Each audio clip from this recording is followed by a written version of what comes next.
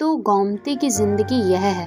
वो सब्जी बेचती है बंगाल केमिकल के पास पल्ली में। उसका आदमी सुबह दुकान लगाने में उसकी मदद करता है, फिर चाय पीकर काम पर चला जाता है। चढ़ती खिलती उम्र है गोमती की। पता चला है कि उसके पास दुकान थी, पर वह पटरी पर आ गई।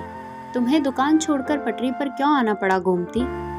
यहाँ का सब ग्राहक गुजराती है साहब, मांस मच्छी नहीं खाता। हमारा दुकान मच्छी वाले के बगल में था। वह पानी छिड़कता तो हमारे साग सब्जी पर पड़ता, इस खातर हमें दुकान चलता नहीं था। तभी हमारे को पांडू समझता है साहब, वही पुलिस का आदमी, वो हमारे को बोला, तू इतना ब्यूटीफुल है मधुबाला के माफिक, तेरा दुकान तो महल पिक्चर की तरह चलेगा। तू पटरी पर उतरा, उधर बैठ। हम बोला उधर कैसे बैठेगा, म्युनिसिपैलिटी वाला आएगा, तुम्हारा भाईबंद आएगा, लफड़ा करेगा, तब हम क्या करेंगे? वो बोला निस्फिकर रहे, मैं हूं ना। तभी से हम पटरी पर आ गए। तो क्या झगड़ा टंटा नहीं हुआ? नहीं साहब, उसकी छतरी हमारे सिर पर है। वो कभी आता है? हाँ, जब हमारा घरवाला चिड़िया की चाय पी के चला जाता है तभी कभी कभी वो आता है। कभी दिन में उसल पाव लेके आता है, कभी पटाटा वड़ा खिलाता है। उसकी खातिर बाकी लोग हमारी बड़ी इज्जत करते हैं। तुम बम्बई कब आई? 3 बरस हो गए साहब। तुम्हें बम्बई क्यों आना पड़ा? हम मालेगांव का है, उधर मारकाट हुआ। मेरे पिता भी मारकाट में शामिल थे। वो खुद मारकाट करते थे साहब। वो खुद मारकाट करते थे, लेकिन क्यों? अब ये तो मालूम नहीं साहब, पर उन दिनों बापू की जेब में दारू का पौवा जरूर होता था। वो दारूबाज था। उधर मालेगांव में तुम्हारा बापू क्या करता था? तुम्हारा घर कैसे चलता था? बित्ता पर जमीन थी, उसी पर जवार उगाता था। हमारी आई खुश रहती थी, पेट भरता था। लेकिन तभी बापू इसी मारकाट के धंधे में पड़ गया। घर में अकड़ के आने लगा। दारू के नशे में ताल ठोक के आई को गाली बकता, बोलता तू तुरुक है।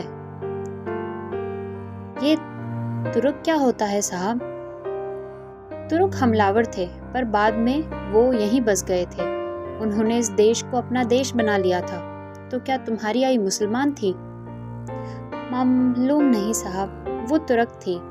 मुसलमान होती तो मैं उसके पेट से हिंदू कैसे पैदा होती साहब?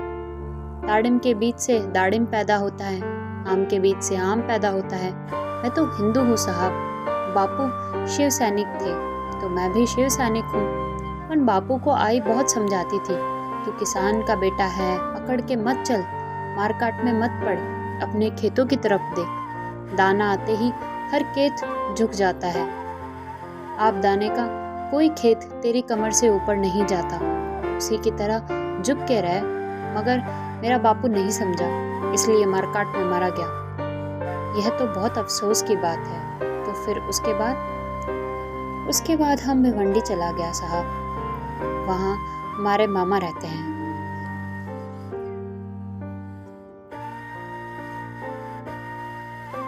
उधर फिर मारकाट हुआ, उसी में हमारी आई मारी गई।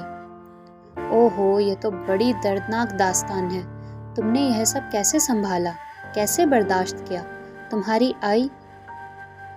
वो उधर एक जच्चा बच्चा घर में आया का काम करती थी। मारकाट वाला आया तो 4-4 दिन के बच्चे को भी नहीं छोड़े। वो चीखता था, ये तुर्क का बच्चा नहीं, कोबरा का बच्चा नहीं। उसी मारकाट में हमारी आई मारी गई। तभी हम क्या करते साहब?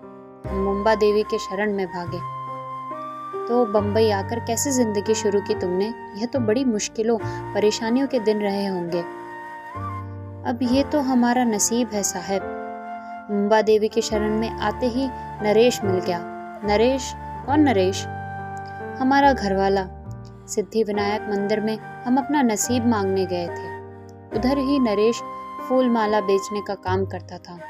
उसने हमारे गले में माला डाली, तभी से हम मियाँ बीवी हो गए। तो नरेश क्या अभी भी सिद्धि विनायक मंदिर से में मालाएं बेचने का काम करता है?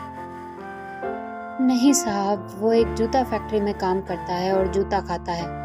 तभी तो हम सब्जी का दुकान लगाया। हमारे को पैसे से ज्यादा इज्जत का जरूरत है। तुम्हारे बापू और आई नहीं रहे तो अब घर में कोई और नहीं है क्या? है ना साहब, हमारी सास है नरेश की माँ। तुम्हारी सास तुम्हारे साथ नहीं रहती? नहीं साहब, वो पुणे रहती है। क्या करती हैं वो? करेगी क्या, वो तो अंधी है। अंधी है तो कैसे रहती है? आप उसकी देखभाल करते नहीं? हाँ करते हैं ना। आप उससे कुछ पैसे भेजते हैं? पैसा किधर से भेजेंगे साहब, हमारे खुद के पास पैसा कहाँ है।